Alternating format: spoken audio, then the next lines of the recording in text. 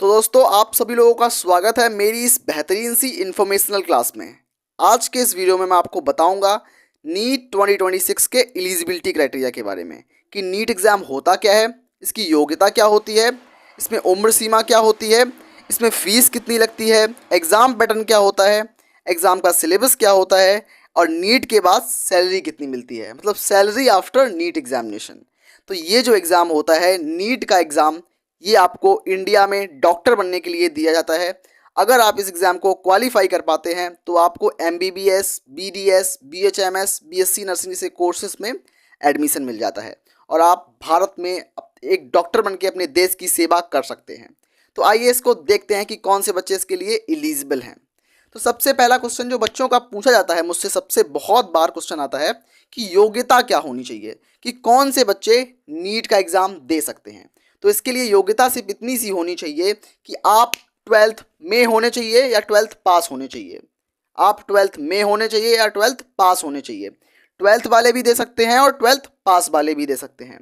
और उसके साथ साथ PCB फिजिक्स, केमिस्ट्री, बायोलॉजी और इंग्लिश में 50% नंबर होने चाहिए।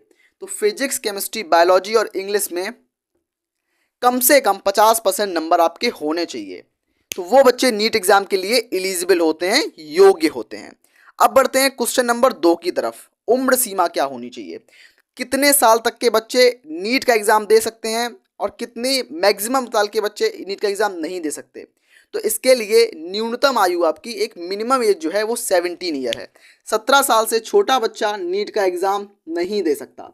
17 साल से छोटा बच्चा नीट का एग्ज़ाम नहीं दे सकता। इसके लिए अटैम्प्ट लिमिट कुछ भी नहीं है। आप नीट के लिए 100 तक अटैम्प्ट दे सकते हैं, 100 से ज़्यादा भी अटैम्प्ट दे सकते हैं। नीट के लिए कोई भी अटैम्प्ट लिमिट नहीं है।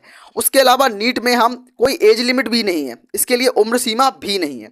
तो नीट की उम्र सीमा, न्यूनतम सीमा निर्धारित की गई है कि 17 साल होनी चाहिए, अधिकतम सीमा कुछ भी नहीं है।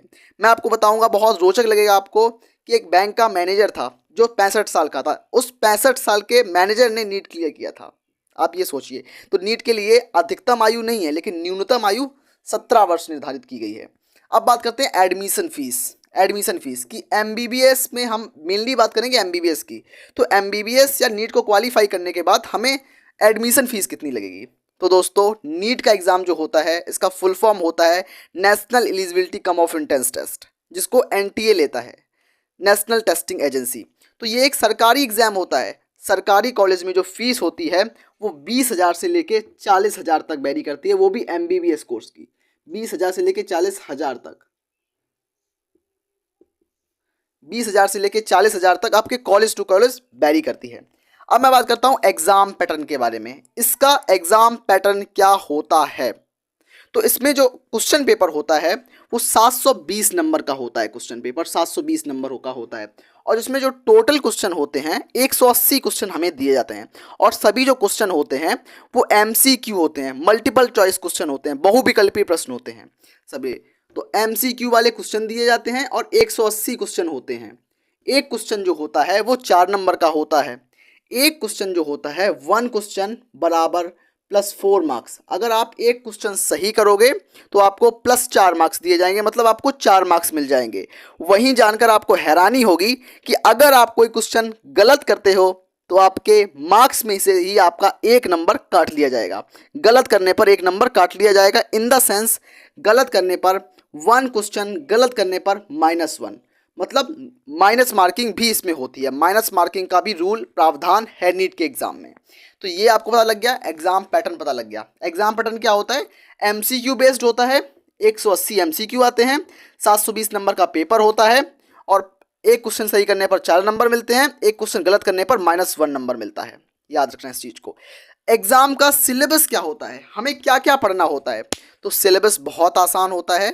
इस नीट के एग्ज़ाम में हमें सिर्फ NCERT बेस्ड 11th और 12th का सिलेबस आता है। कहाँ का सिलेबस आता है, 11 और 12 का, 11th एंड 12th का सिलेबस आता है। उसके अलावा एक बच्चे क्वेश्चन पूछ रहे थे, क्या हिंदी मीडियम वाले नीट का एग्ज़ाम दे सकते हैं। तो बिल्कुल, हिंदी मीडियम के हो या इंग्लिश मीडियम के हो या किसी भी मीडियम के हो, आप नीट का एग्ज़ाम दे सकते हो, नीट के लिए एलिजिबल हो। लेकिन आपको आपकी जो मिनिमम रिक्वायर्ड एज है वो 17 साल होनी चाहिए और फिजिक्स, केमिस्ट्री, बायोलॉजी और इंग्लिश में 50% नंबर होने चाहिए। उसके अलावा हम बात करते हैं एग्जाम का सिलेबस, तो 11th और 12th का सिलेबस आएगा, एनसीईआरटी बेस्ड सिलेबस रहेगा। अब सभी बच्चे जो इसके लिए इंतजार कर रहे थे नीट एग्जाम के बाद सैलरी कितनी होती है, तो दोस्तों सैलरी जो है वो डॉक्टर टू डॉक्टर वैरी करती है। ये जो सैलरी होती है मैं सस्पेंस को हटाकर बताना चाहूँगा, ये सैलरी जो है वो 1 लाख से लेकर 1 लाख से लेकर 5 लाख के बीच में वैरी करती है। 1 लाख से लेकर 5 लाख के बीच में वैरी करती है। ये कोई एग्जैक्ट नहीं बता सकता कि कितनी होती है, वो आपके ऊपर डिपेंड करती है कि सैलरी कितनी मिलेगी। तो आई होप आपको सारे पॉइंट्स क्लियर हो गए होंगे। मैं आशा करता हूँ अगर वीडियो अच्छा लगा हो तो वीडियो को लाइक, शेयर, सब्सक्राइब जरूर करना अपने दोस्तों में। अगर कोई भी क्वेश्चन आपके दिमाग में आ रहा हो तो ज़रूर पूछना मेरे से, मैं उसको 100% रिप्लाई करने की कोशिश करूँगा। यूपी बोर्ड, सीबीएसई बोर्ड, दोनों बोर्ड के बच्चे नीट का एग्ज़ाम दे सकते हैं, एलिजिबल हैं। Thank you.